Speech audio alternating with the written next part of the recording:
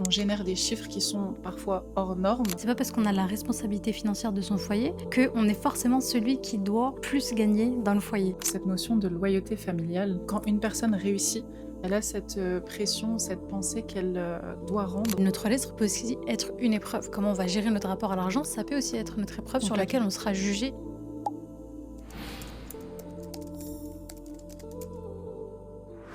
Assalamu alaikum wa rahmatullahi wa barakatuh. Bienvenue dans notre deuxième épisode de la série qu'on a co-créée avec Hafsa, qui est présente avec moi aujourd'hui. Salam Hafsa. Wa alaykoum salam wa rahmatullahi wa barakatuh. Si vous n'avez pas suivi du coup l'épisode d'introduction, l'épisode numéro 1, il est sur la chaîne de Hafsa, donc Hafsa Psychologue, où vous pouvez retrouver un petit peu l'introduction de toute cette série, de la psychologie de l'argent qu'on a décidé de faire pour vous accompagner pendant la saison estivale. Donc je vous invite à aller le consulter pour vraiment avoir un suivi, une compréhension optimale de ces épisodes. Donc aujourd'hui, on est là pour parler de l'une des couches qu'on a abordées pendant le premier épisode, qui est le côté communautaire dans notre relation à l'argent et plus précisément nos familles, vraiment ce noyau proche autour de nous. Et du coup, pour voir l'une de ces couches qui est l'argent dans nos cultures, entre pression, silence, communauté, vraiment toute cette construction qu'on a eue principalement dans l'enfance qui a conditionné la relation qu'on a aujourd'hui avec l'argent. Donc comme je le partageais un petit peu dans le premier épisode, en tant que femme musulmane, on a souvent une double culture qui est notre culture du pays dans lequel on a grandi,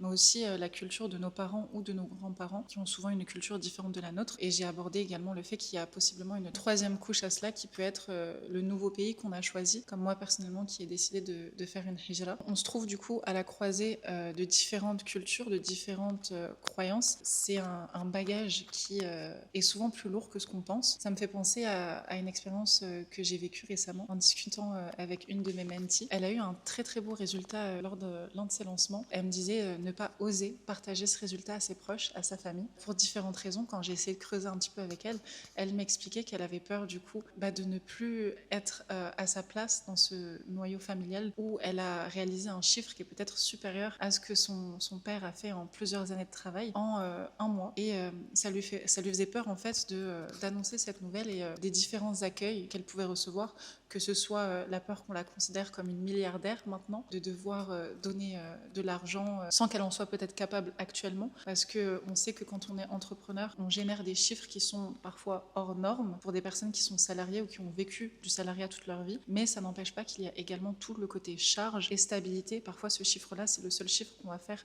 avant de nombreux mois, et ce qui va nous permettre de réaliser à nouveau ce chiffre, ces différents investissements. Ce n'est pas quelque chose que nos proches ou familles peuvent parfois comprendre quand ils n'ont pas cette expérience. Et du coup, je trouve que ça illustre parfaitement ces liens, loyauté et pression invisibles qu'on a et qu'on conscientise finalement que quand on est dans des situations assez particulières. Dans beaucoup de cultures, il y a ce noyau de loyauté familiale. Quand une personne réussit, elle a cette pression, cette pensée qu'elle doit rendre. On a peut-être vu nos parents envoyer de l'argent au bled malgré leurs petits moyens. Et nous aussi, quand finalement on grandit, on a l'impression qu'on doit à notre tour porter un petit peu ces familles qui n'ont pas les mêmes moyens que nous, que ce soit notre famille qui est aussi en France ou que ce soit nos proches au bled. On a ce lien et cette pression invisible où si notre statut est perçu comme meilleur que le leur, il y a une notion de don, d'échange. C'est vraiment une notion qui est souvent implicite. On se sent redevable envers nos proches et c'est souvent très vertueux, et l'islam nous enjoint quand on fait des sadaqas, les premières personnes qui doivent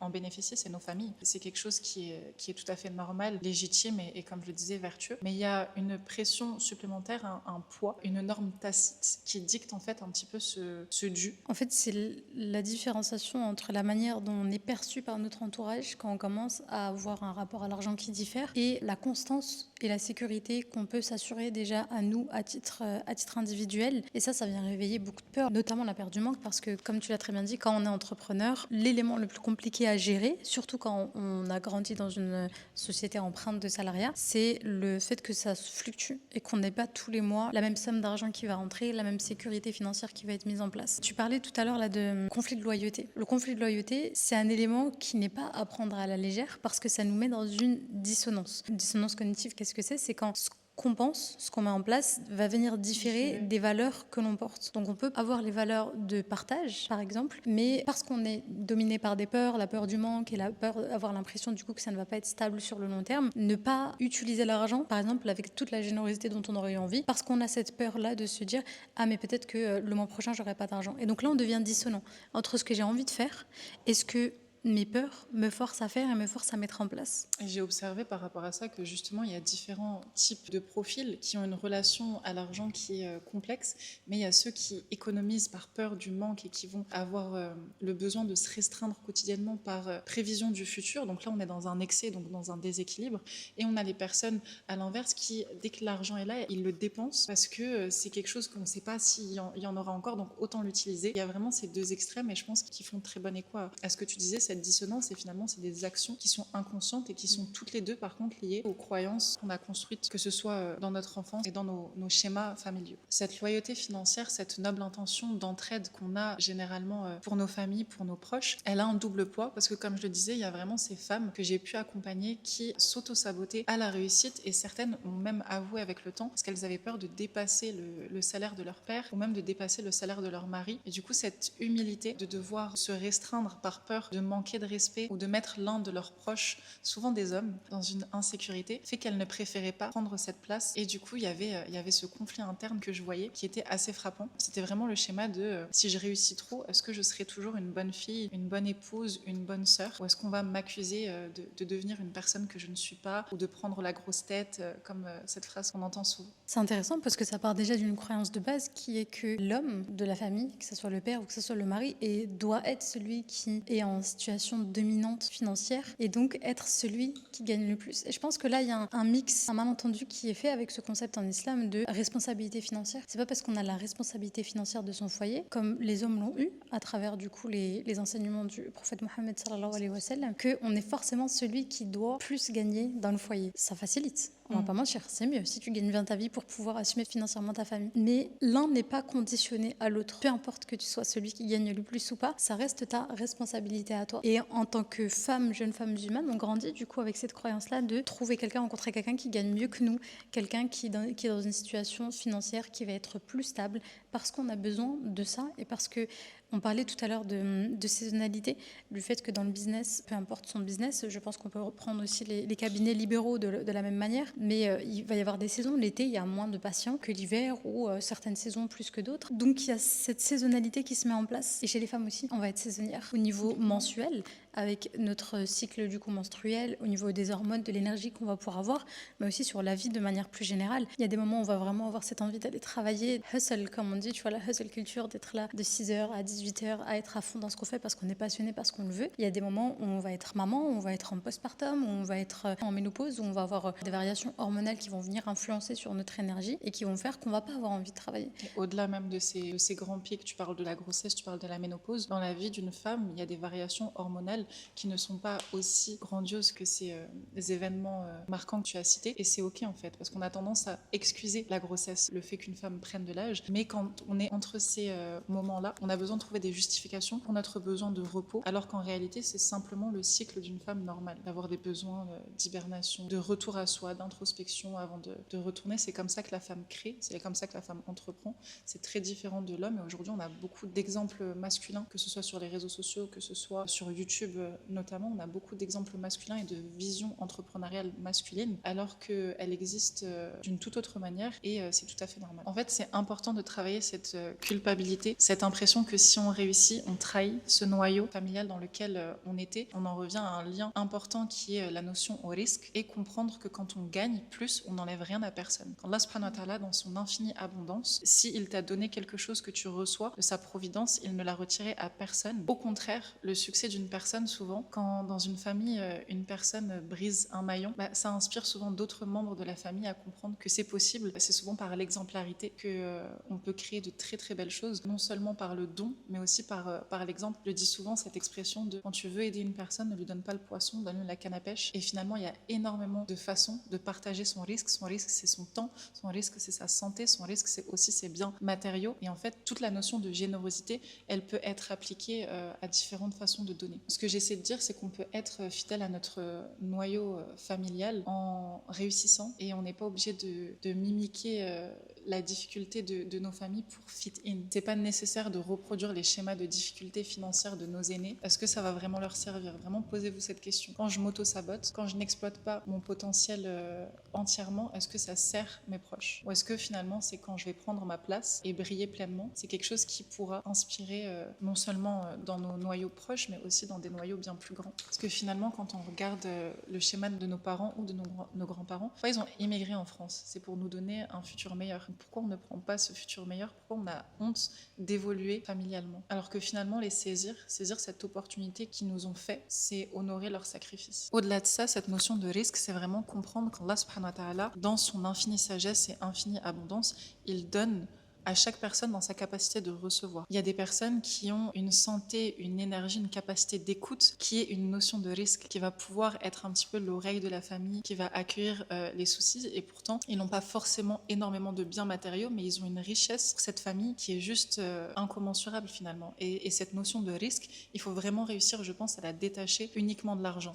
Aujourd'hui, ce podcast, on a décidé de le tourner autour de l'argent parce que c'est une vraie problématique, mais il est important aussi pour nous d'apporter une notion de juste milieu, parce que dans une société de millions de personnes, il y a une variété et un diaspora de cas et de situations financières qui ne peut pas être traité dans l'espace de quelques épisodes, et le but c'est de ne culpabiliser personne. Allah subhanahu wa ta'ala et son décret est toujours juste, et quand on parle justement de capacité de donner, il est important aussi de parler de limites saines, parce que souvent il y a des personnes qui, que ce soit par le don financier ou par le don de leur temps, s'épuisent, se drainent et peuvent se mettre en danger, que ce soit en danger du coup physique, émotionnel et psychique, parce que donner du temps, de l'énergie, ça nous atteint. On n'est pas des puissants fonds, mais aussi en danger financier, parce qu'on a l'impression qu'on doit porter une famille parce qu'on a réussi à réussir peut-être un peu mieux, avoir un différent statut financier. Et c'est beau de donner à nos familles, c'est même recommandé, mais ça doit vraiment venir du cœur, et vous êtes les seules personnes à pouvoir définir votre capacité, personne d'autre. Parce que vous connaissez la complexité de votre situation, vous connaissez la spécificité de vos besoins, de vos finances, donc ce n'est pas une personne extérieure finalement qui va pouvoir vous imposer quelque chose, c'est à vous d'imposer des limites saines et de vous protéger par rapport à ça. Parce que souvent, quand une personne elle évolue financièrement, son mindset de l'argent évolue. Donc du coup, elles ont envie de créer pour les générations futures, il y a des investissements et du coup une gestion de l'argent qui est différente. Et ça, c'est quelque chose qui, dans nos familles, l'éducation financière, c'est pas quelque chose qu'on a reçu à l'école, c'est pas quelque chose dont on parle naturellement dans nos familles. Donc même quand on réussit justement à générer plus d'argent, il y a une maturité financière qui vient, et quand on partage peut-être nos chiffres à des personnes qui n'ont pas cette maturité financière, cette éducation, peut-être parce qu'elles n'ont simplement pas eu accès à ce type d'informations, en fait, peut y avoir un conflit entre la personne qui gagne cet argent et la personne qui n'a jamais atteint ce genre de chiffres, et qui peut ne pas comprendre du coup la gestion de l'argent de cette dite personne. Donc c'est important justement de, comme je le disais, poser des limites saines, se restreindre et juger par rapport à votre capacité, pas par rapport aux injonctions auxquelles vous pensez devoir répondre. Un autre aspect culturel crucial qu'on a évoqué dans le premier épisode, c'est le silence autour de l'argent. Que ce soit les problèmes liés à l'argent, on n'en parle pas, mais aussi finalement la réussite. Quand on achète quelque chose de cher, on a appris à le cacher. Quand on a eu une prime,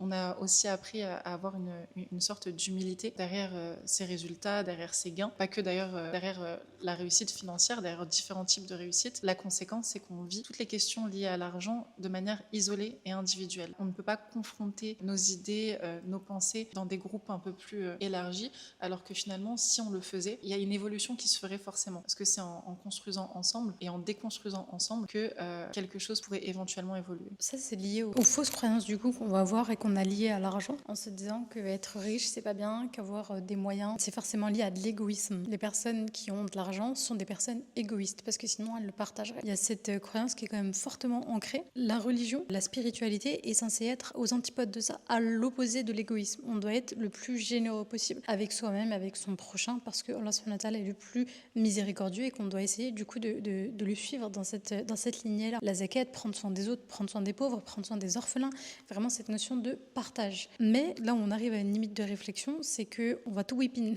on va tout mélanger et on va commencer à penser du coup que moins on a d'argent, plus on est dans une pauvreté apparente, en tout cas, plus notre spiritualité et notre croyance vont être élevées. Parce qu'on a ces images d'orphelins ou de personnes qui sont dans des pays en guerre ou qui n'ont pas beaucoup de moyens, mais qui connaissent le Coran par cœur, etc. Et on est beaucoup dans cette opposition. Argent égale des personnes qui sont détachées de l'au-delà et qui sont vraiment retenues à cette dunya.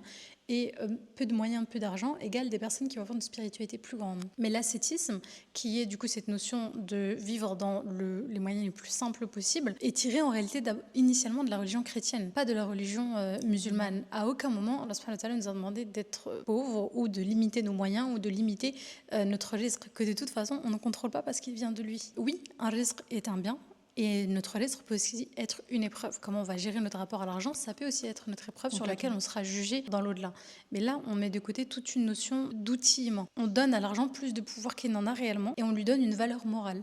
Et on lui donne une valeur même spirituelle à cet argent. Alors qu'initialement, encore une fois, ce n'est qu'un outil parmi d'autres. On laisse aussi de côté, d'une manière qui nous arrange, tout un pan de la sunna qui nous a été transmise sur le fait d'exceller dans son travail, donner le juste prix, de poser des contrats. Les sciences du contrat, quand on regarde dans la charia, il y a tout plein de règles. Parce qu'on est censé poser des contrats dans tout et d'une manière correcte, parce qu'on veut être juste en islam. Donc après, cette notion de quelle valeur on met derrière notre business, mais tout ça, c'est des choses sur lesquelles on reviendra par la suite, Inch'Allah. Et donc, on met de côté tout ce pan-là, en se disant, oui, mais regarde, les prophètes, c'était des bergers, ils n'avaient pas beaucoup d'argent, alors que c'est pas vrai. Fort. Il y a des prophètes qui ont été extrêmement riches, qui venaient de milieux extrêmement riches, et pour ne citer que le prophète Mohammed, son entourage, que ça soit son épouse Khadija, radiallahu anha, que ça soit du coup les compagnons qui ont pu le soutenir et qui ont pu être vraiment des bras droits et les leaders de la transmission de l'islam grâce à leur argent. Exactement. Si l'islam s'est autant propagé, c'est grâce aussi aux moyens financiers de certains compagnons qui ont tout donné à des moments précis pour soutenir la cause, pour soutenir le message, parce qu'ils avaient aussi les moyens de tout donner. S'ils ont tout donné, c'est parce qu'il y avait de l'argent et c'est parce qu'ils ont travaillé pour cet argent. Parfois même après la révélation. C'est parce que certains peuvent dire oui, mais l'argent, ils le faisaient avant d'être musulmans.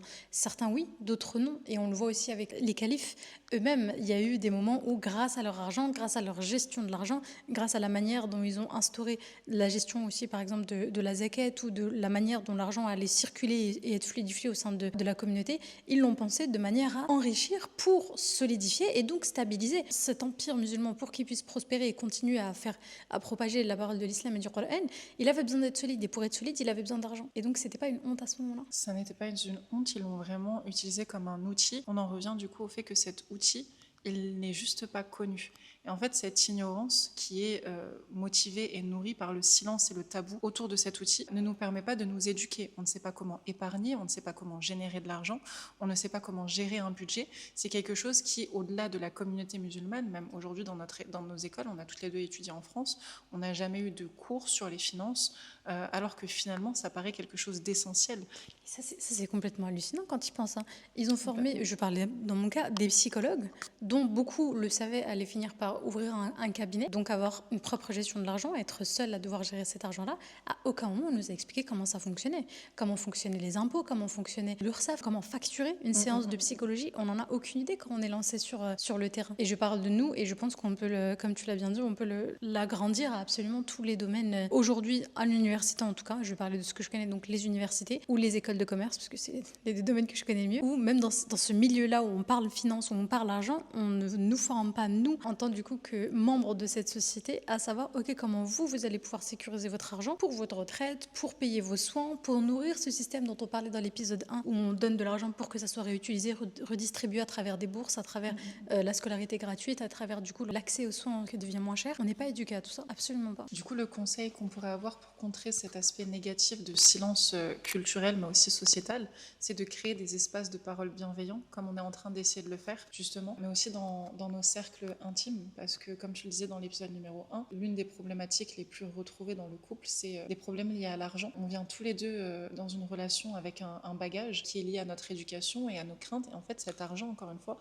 il est beaucoup trop chargé émotionnellement, alors que c'est qu'un outil. Osez aborder les sujets dans différents cercles. Comment est-ce que vous gérez votre argent? quelles ambitions vous avez avec cet argent. Si on souhaite investir, est-ce que c'est vraiment fermé aux personnes qui ont un salaire et qui ne sont pas entrepreneurs, ou est-ce que c'est possible? Quel autre outil on pourrait mettre en place pour utiliser et catalyser ce premier outil primaire qui est l'argent, pour pouvoir créer une richesse communautaire? Parce qu'on le disait dans le premier épisode, on est tous le maillon d'une même chaîne, et c'est comme ça qu'on est censé agir finalement. Là, j'aimerais rebondir sur un des éléments que tu dis, ce système de maillon. Aujourd'hui, alhamdoulilah, tu l'as très bien dit au début de cet épisode, nos parents sont venus pour... nos parents ou nos grands-parents, en fonction de notre âge ici, sont venus notamment pour cette élévation financière, pour ce côté risque de cette dunya de « ok, je veux que mes enfants vivent mieux et je veux que mes petits-enfants vivent mieux, etc. etc. » Alhamdoulilah, pour certains, ça a été le cas, ne serait-ce que par le biais des études. Ce que j'ai remarqué, c'est que quand on veut rester fidèle dans cette loyauté à notre identité religieuse, parce que je vais revenir juste après sur la notion d'identité et cette loyauté, on est loyal à quoi? On est loyal à un groupe auquel on s'identifie. Mais ces groupes-là, c'est comme les différentes couches d'un oignon au final. On a notre identité propre, le moi, moi Hafsa et mes rêves de vie, et il y a mon identité moi communautaire, moi Hafsa au sein de cette communauté. Et c'est la communauté musulmane, il y a une couche, c'est ça. Ensuite, ça va être la communauté marocaine, ensuite, ça va être la communauté musulmane de France, ensuite, ça va être, je m'identifie en tant que provinciale, parce qu'il y a une différence entre les Parisiens et les provinciaux. Je vais m'identifier comme appartenant du coup à la génération 90, je m'identifie comme étant psychologue, je m'identifie d'une manière plus large, étant dans le soin, dans l'accompagnement des gens. Il y a plein de niveaux auxquels on va venir s'identifier. Certains vont être plus intenses que d'autres parce que je m'identifie à ma famille, à mon premier cercle. Ensuite, je vais m'identifier à mes amis, etc., etc. Donc, quand on parle de loyauté à l'argent, c'est la difficulté de se détacher de cette image-là qu'on va avoir de nous. Le rapport à l'argent, en tant que jeune femme issue de l'immigration en France, on est très vite cantonné à une vision. Les jeunes femmes, voilà, elles vont peut-être avoir quelques études, une licence, et encore des fois pas tant que ça. Je l'ai bien vu en étudiant à l'université, les hijabis, comme on nous appelle, du coup, c'est ces jeunes femmes qui portent le voile aujourd'hui en France. On va être une trentaine en première année, et d'année en année, ça va diminuer. Je suis arrivée en Master 2, j'étais la seule de la promotion. Donc cette notion de c'est pas pour nous, c'est pas pour les gens comme nous, ou on n'y accède pas, parce qu'on ne facilite pas, notamment pour beaucoup d'autres choses, beaucoup d'autres raisons sociétales sur lesquelles on va pas creuser aujourd'hui. Là où je veux en venir, c'est que quand on a été au bout de tout ce système-là, quand on a déjoué du coup ces éléments qui disent que avoir un statut social financier aujourd'hui en France en tant que jeune femme voilée, c'est compliqué, certes. Alhamdoulilah, il y en a qui arrivent. Et t'as dit, cet argent, quand on en fait quoi? On veut le fructifier, on veut l'investir. Ça, c'est une problématique à laquelle on est confronté. Aujourd'hui, on est une génération où on a pu faire des masters, où on a pu construire des business, où on commence à se détacher un petit peu de cette image de « Ah, tu es issu de l'immigration, alors tu dois vivre dans des quartiers, te cantonner dans des quartiers, et puis tu te maries et tu as des enfants, et tout ce schéma-là qu'on peut avoir en tête. » Aujourd'hui, alhamdoulilah, j'ai un entourage d'amis que j'ai rencontrés à l'université, donc on a toutes fait des études.